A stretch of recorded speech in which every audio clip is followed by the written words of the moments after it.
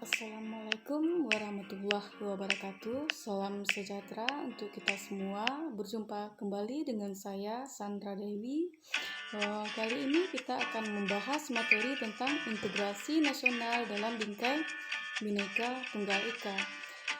Kita tahu bahwasanya negara Indonesia merupakan negara kepulauan atau lebih dikenal dengan istilah archipelago.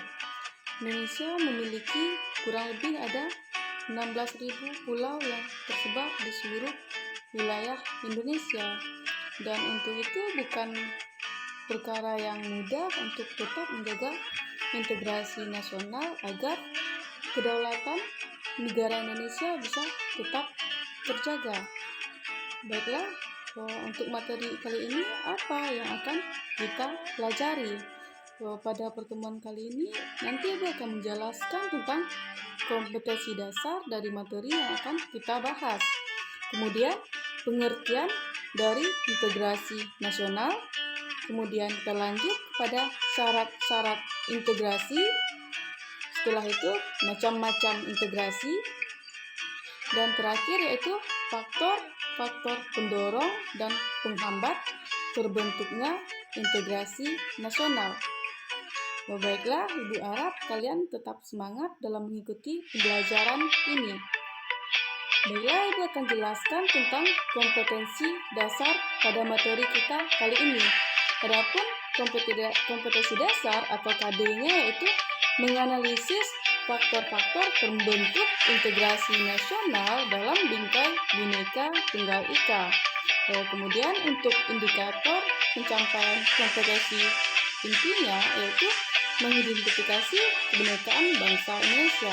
Sekarang kita masuk kepada pengertian istilah. Apa pengertian integrasi? Integrasi nasional itu terdiri dari dua suku kata, yaitu integrasi dan nasional, di mana dua suku kata ini berasal dari bahasa Inggris yang terdiri dari kata integrasi. Integrasi ini berarti menyatupadukan, membaurkan, atau menggabungkan.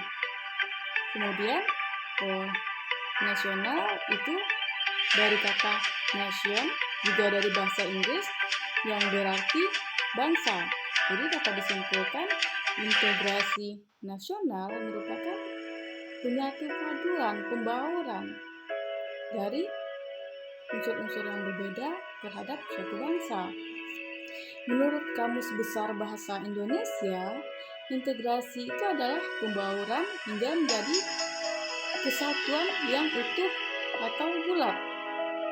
Integrasi nasional menurut Kamus Besar Bahasa Indonesia adalah penyatuan berbagai kelompok budaya dan sosial ke dalam kesatuan wilayah dan pembentukan suatu identitas nasional, di mana negara kita sangat dikenal sebagai negara yang majemuk. Kita kaya akan kebudayaan, demikian dalam kehidupan sosial, dan ini bukan perkara yang gampang.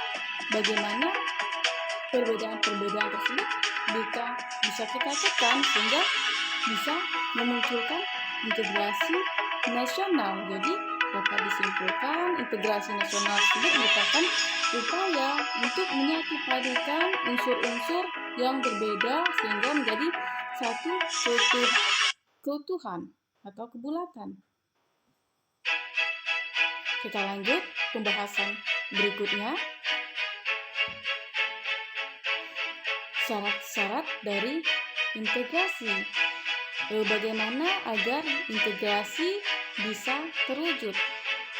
Suatu integrasi itu terwujud atau tidaknya bisa dilihat yang pertama itu dari anggota masyarakat. Anggota masyarakat merasa bahwa mereka bisa saling mengisi satu sama yang lainnya, di mana anggota masyarakat merasa bahwa mereka berhasil saling mengisi kebutuhan-kebutuhan antara satu dengan yang lainnya.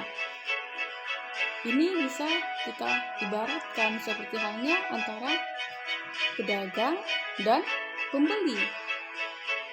Ketika yang ada cuma pedagang tapi pembelinya nggak ada, itu yang terjadi seperti apa? Demikian juga sebaliknya, yang ada itu hanya pembeli, yang berdagang nggak ada. Jadi di sini bisa kita simpulkan anggota masyarakat merasa bahwa mereka bisa saling mengisi satu sama yang lainnya. Dalam hal ini tentunya mereka saling ketergantungan. Dan rasa saling ketergantungan inilah yang nantinya akan menimbulkan sikap sosial di dalam diri individu itu yang nantinya akan menciptakan integrasi sehingga menghasilkan keserasian. Selain anggota masyarakat merasa bahwa mereka bisa saling mengisi satu sama yang lainnya, kita sadar bahwasanya kita merupakan makhluk sosial. Kita tidak mungkin bisa hidup sendiri tanpa bantuan dari orang lain.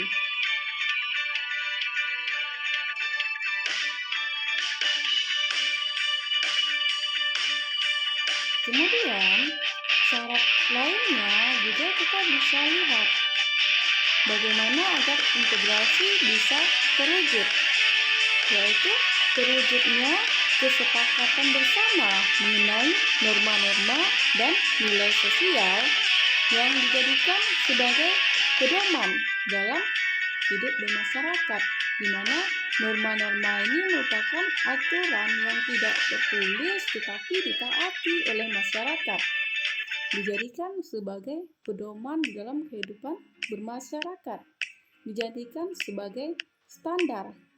Contohnya saja seperti halnya nilai-nilai sosial, nilai-nilai baik dan buruk. Kemudian juga pedoman atau standar seperti halnya pada norma sopan santun. Itu bisa kita lihat bagaimana di dalam pergaulan. Contohnya saja bagaimana seseorang orang atau anak yang lebih muda itu dalam bergaul menghormati orang yang lebih tua. Itu akan ada pembedaan dengan mereka yang bergaul antar sebaya dan di bawah usia mereka.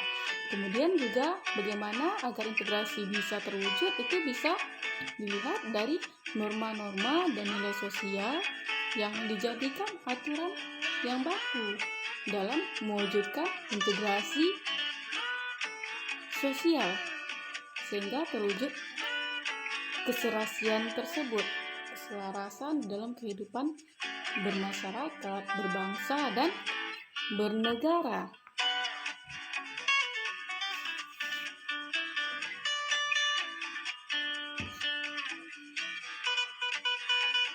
Sekarang kita masuk pada macam-macam integrasi, di mana bukan perkara yang gampang. Kita merupakan negara yang dikenal sebagai negara yang majemuk. Perbedaan itu menjadi dua sisi mata pisau. Ya, kita kaya akan perbedaan, tapi perbedaan tersebut juga bisa mengancam terhadap integrasi nasional bangsa. Sekarang kita pelajari macam-macam integrasi. Begitu banyak bidang dalam kehidupan bermasyarakat. Bagaimana mengintegrasikannya? Kita lihat macam-macam integrasi tersebut. Di antaranya, adapun macam-macam integrasi tersebut antara lain: 1. Integrasi kebudayaan. Apa yang dimaksud dengan integrasi kebudayaan? Integrasi kebudayaan ini merupakan upaya untuk menyesuaikan unsur-unsur yang berbeda di dalam kebudayaan sehingga menjadi satu kesatuan yang utuh. Negara kita merupakan negara yang majemuk. Kita kaya akan kebudayaan. Ketika kebudayaan itu ditampilkan yang menimbulkan sikap etnis tertentu, tentunya ini akan menjadi penghambat terjadinya integrasi nasional tersebut, sehingga integrasi kebudayaan ini juga sangat dibutuhkan. Yang berikutnya yaitu integrasi sosial.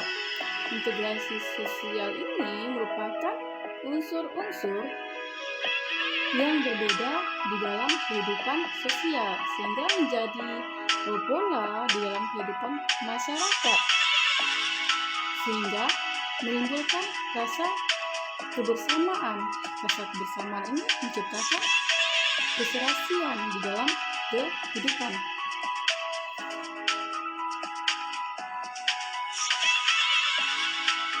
Yang berikutnya itu integrasi nasional. Tadi di awal sudah dijelaskan apa itu integrasi nasional. Integrasi nasional ini merupakan upaya untuk menyatukan unsur-unsur yang berbeda sehingga menjadi kesatuan yang utuh di dalam kehidupan berbangsa. Sehingga integrasi nasional ini dijadikan sebagai hasrat atau kesadaran untuk bersatu sebagai suatu bangsa.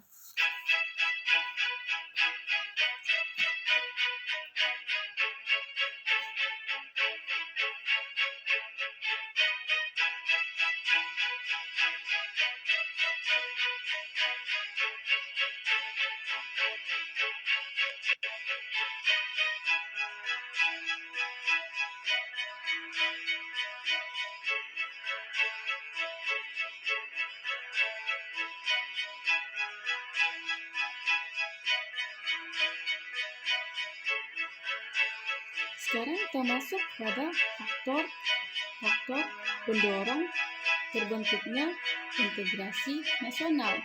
Ada beberapa faktor pendorong terbentuknya integrasi nasional. Kebenekaan bangsa Indonesia dalam kehidupan ini merupakan realitas yang tidak dapat dipungkiri untuk terciptanya persatuan dan kesatuan. Yang pertama, faktor pendorong terbentuknya integrasi nasional yaitu ideologi nasional, di mana kita bersyukur kita punya ideologi nasional, kita punya Pancasila yang disepakati bersama sebagai jati diri bangsa yang juga dihormati bersama.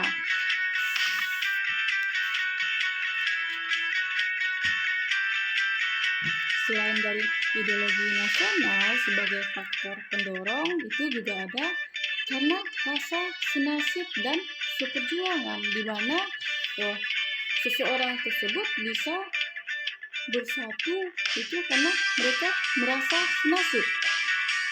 Contohnya saja, kita bisa bersatu karena katakanlah kita pernah dijajah oleh Belanda, oleh Jepang, sehingga menimbulkan rasa ingin bersatu untuk memperjuangkan kemerdekaan.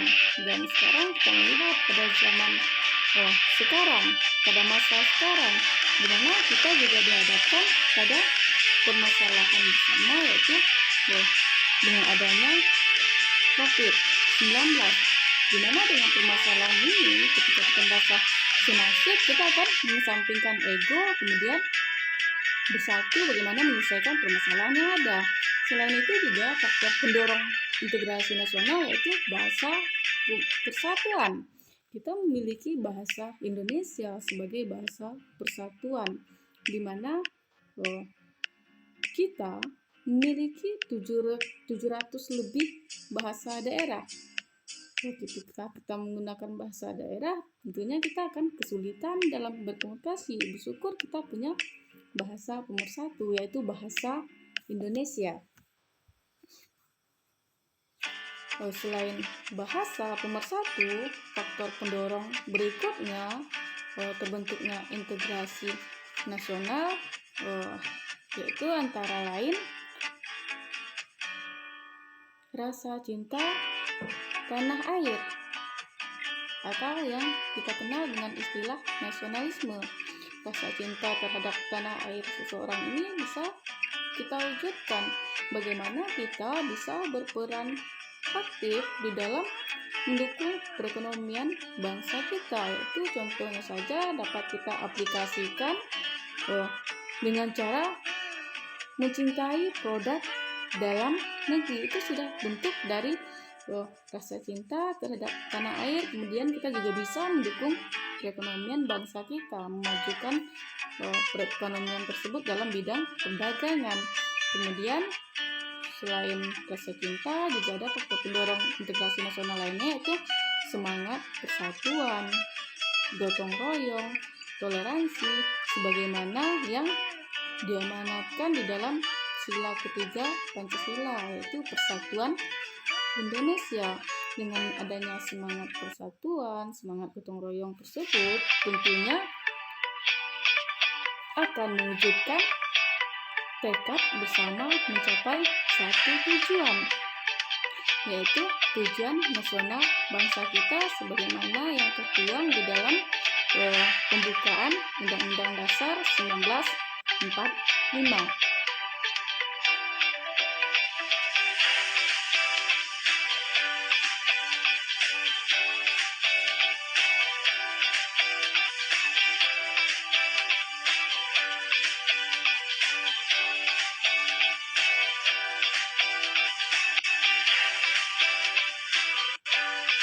Oke, sekarang kita lanjut kepada faktor-faktor penghambat terbentuknya integrasi nasional.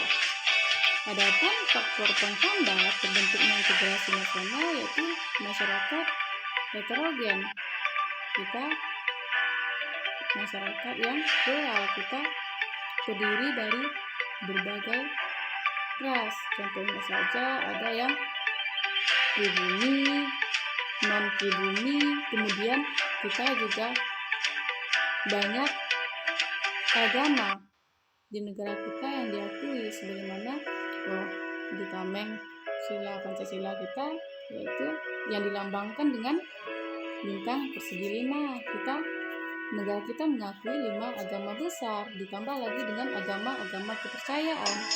Kemudian kita kaya akan kebudayaan, kaya akan adat istiadat, dan ini bukan perkara yang mudah untuk mempersatukan. Ketika seseorang mengutamakan egonya, menganggap bahwasanya mungkin agama mereka yang paling benar, kemudian budaya mereka yang paling bagus, itu nantinya akan menjadi penghambat terhadap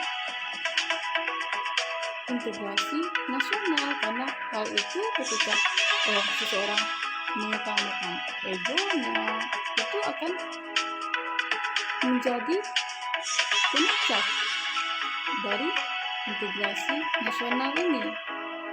Kemudian bisa kita lihat lagi dari faktor penghambat dari terbentuknya integrasi nasional tersebut, yaitu wilayah yang sangat luas, di mana Indonesia terkenal dengan negara yang sangat luas dan bukan perkara yang gampang di dalam mengelola suatu wilayah yang sangat luas tersebut. Ketika suatu wilayah merasa terabaikan, mungkin ini akan bisa menjadi suatu ancaman terhadap kedaulatan suatu negara tersebut.